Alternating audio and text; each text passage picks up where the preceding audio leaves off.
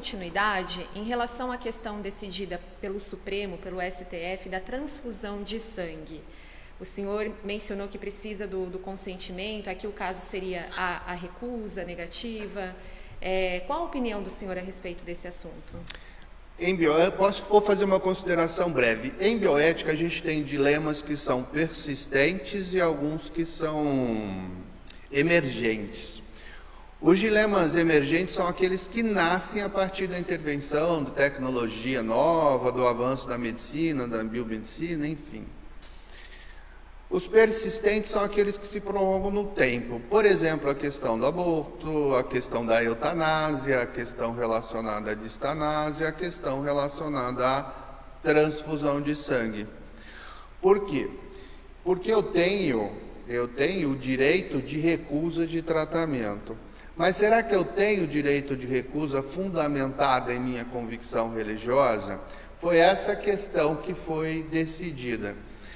Assim como um jurista alemão, Robert Alex, o pessoal que criou a ética biomédica, o que desenvolveu a ética biomédica a partir da década de 70, eles falam do juízo de sopesamento ou de ponderação. Em determinada situação específica, eu faço uma escolha,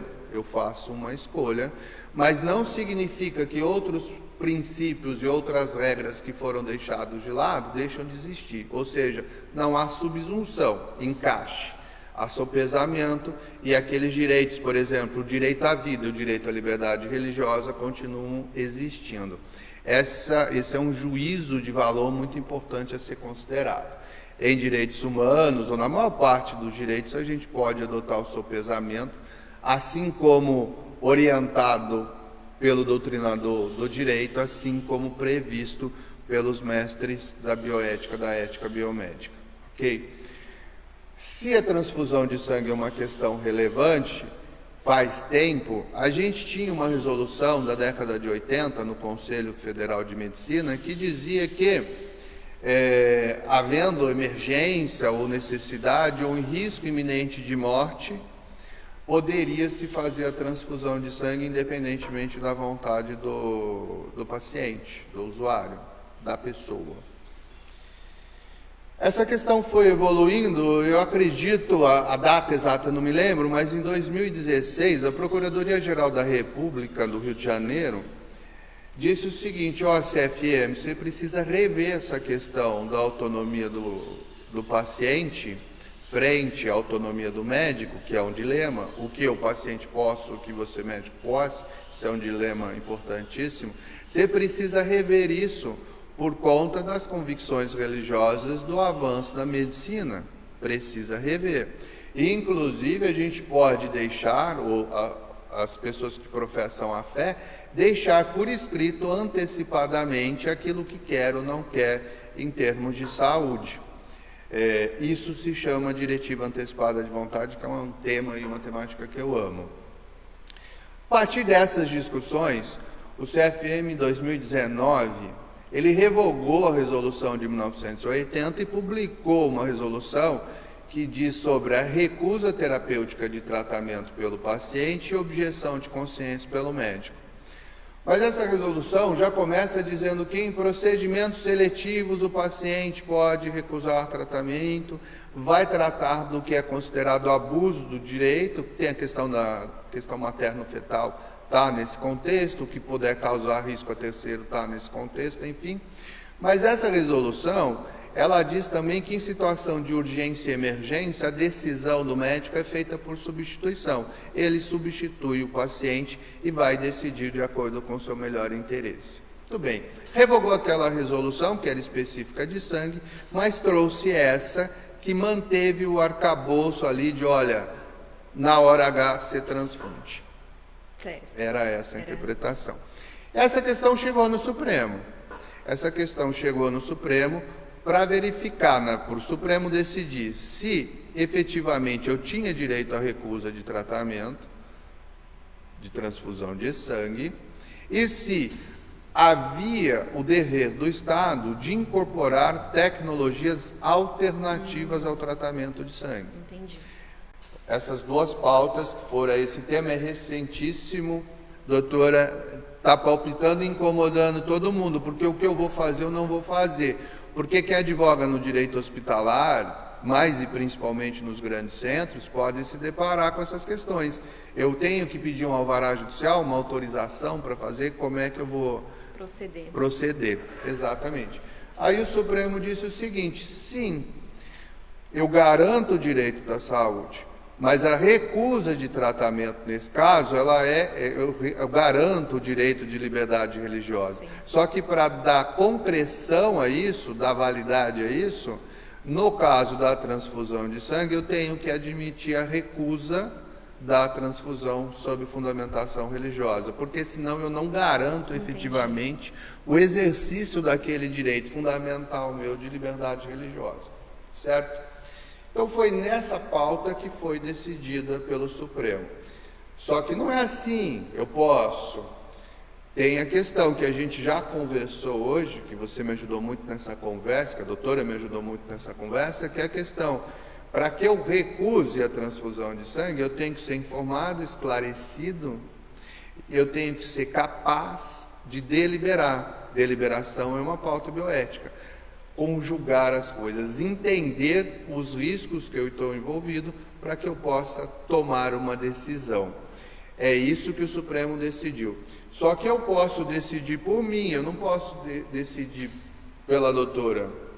Então essa decisão é pessoal e intransferível. Eu tomo a decisão de recusar tratamento depois de transfusão de sangue, depois que eu fui informado, esclarecido sobre os riscos que estão envolvidos e sobre as possibilidades de tratamentos alternativos. Muito bem, então eu posso recusar, inclusive através de diretivas antecipadas de vontade.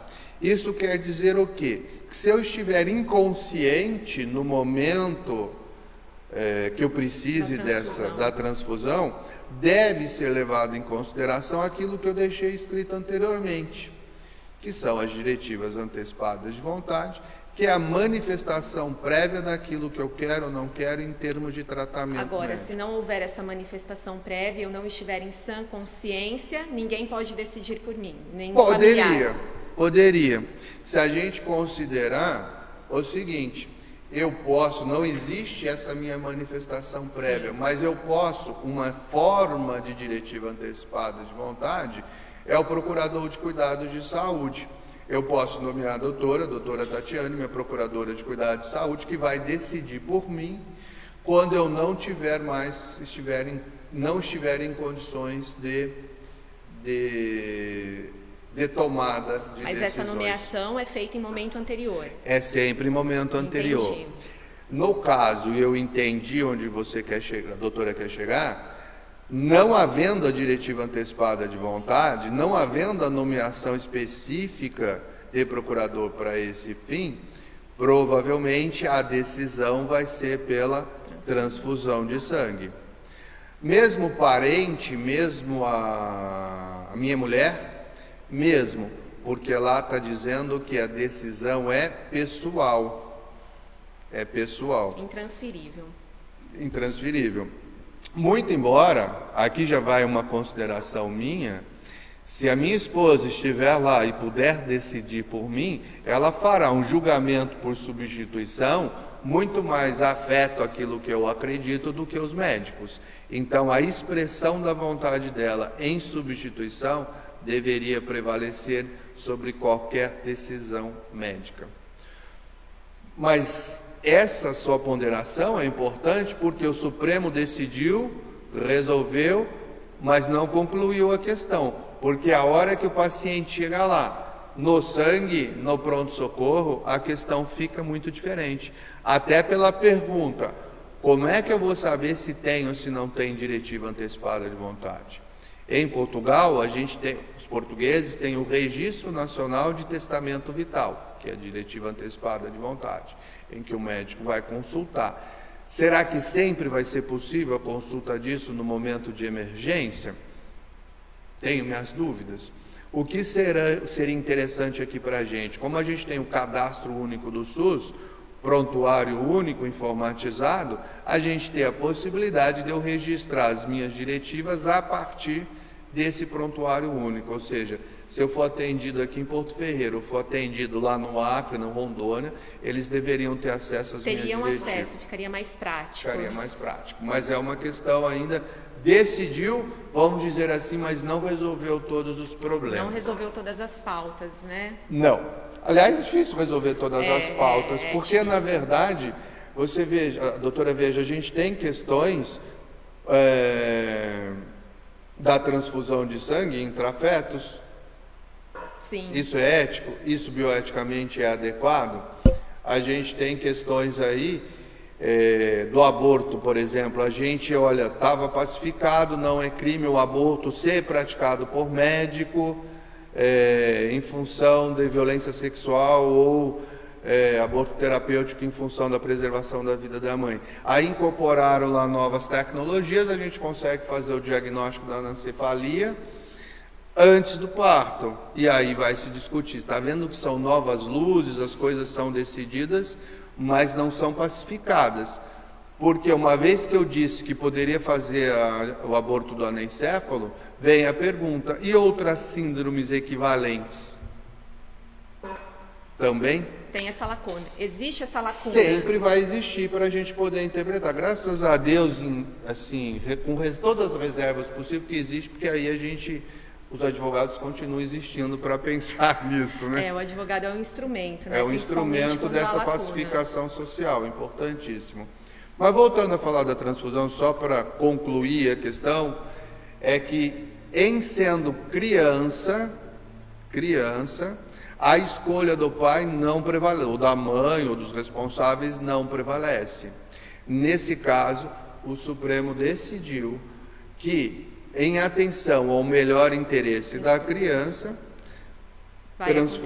vai acontecer a transfusão de sangue. Por quê? Ainda não foi publicada a íntegra do acordo, mas a escolha religiosa, a convicção religiosa é dos pais e não da criança, que ainda está em formação, ainda tem aí o seu projeto de vida, né? Não tem as convicções, as crenças. Perfeito, doutor.